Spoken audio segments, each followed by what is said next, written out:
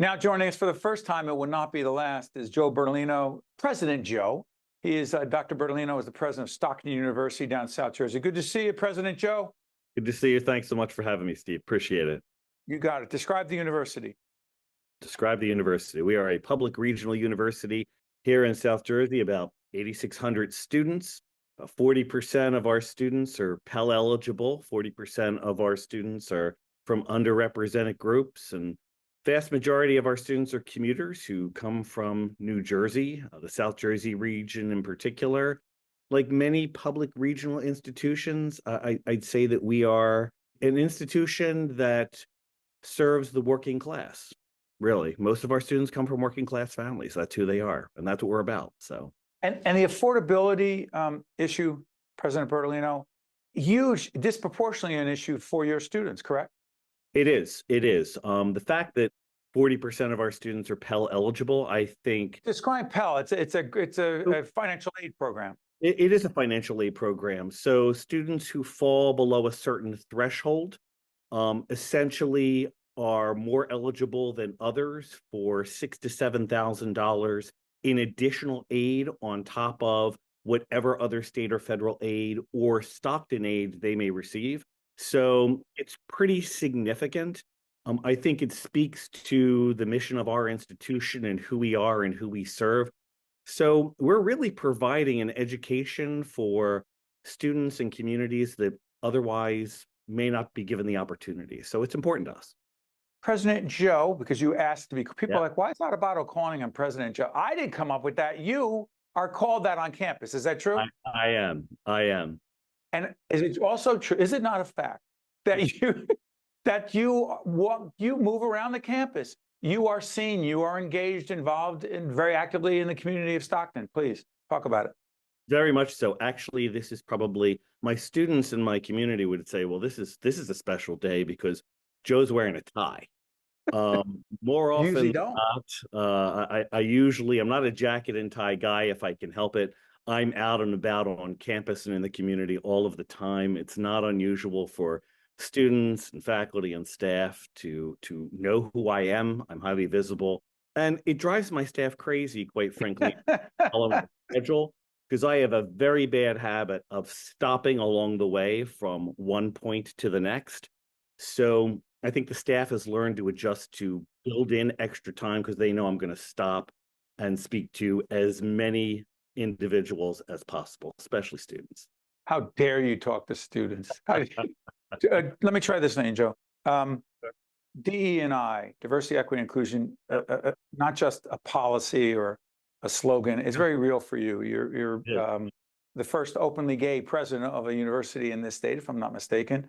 That matters to the issue of diversity, equity, and inclusion. Talk about that. It does matter, but a shout out to my good friend Richard Holdobler, who's the president of William Patterson. I apologize for that. An openly gay man. Yeah, this is actually, it's interesting. This is actually my third college presidency. And so returning here to South Jersey has been particularly important. But during my entire both pre-presidential and presidential experience, my focus has been on what we call here the 5 pillars. And that is, my expectation as president is that every member of our community is treated with dignity, respect, kindness, compassion, and civility. And for me, that's the root of justice, but it's also, I think, rooted in a value system of an ethic of care. And so while there are debates raging about DEI around the country, I don't think it's unreasonable for us to expect our community to care about one another, to focus on treating people with dignity and respect, and to engage in conversations and dialogue and listening and trying to understand one another. I mean, that's the heart of higher education. It's what we do. So, President Joe, since you brought it up, this is where I want to go. We're taping this at the end of April. Be seen later. College campuses, let's just put it this way. It's going to be very interesting to see how college presidents across this nation deal with the question of free speech and protecting students, not just their rights, but their personal safety. How the heck, and anyone who thinks, well, it's not going to be on my campus, okay, good for you. Well, it looks like these are real issues for people who care deeply. How the heck do you balance, Mr. President, free speech, academic speech, student free speech, and the safety of other students, or all students? All students, and the community. That's right. All of the individuals that are here, not just on campus, but the community that we serve. Look, it's certainly not an easy time to be a college or university president. I've been at this now for 12 years, and I do think this is probably the most challenging time frame for serving as a university or college leader.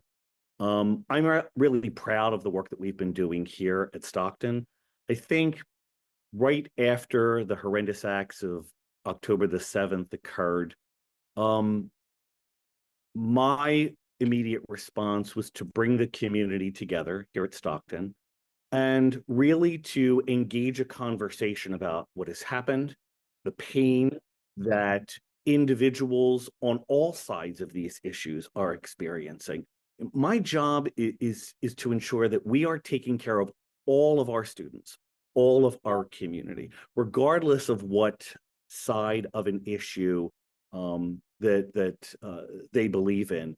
And more importantly, to make sure that the health and safety and well-being on all fronts for all of our community members is being cared for. So I think one does that by clearly articulating what I mentioned earlier, our 5 pillars, if you will.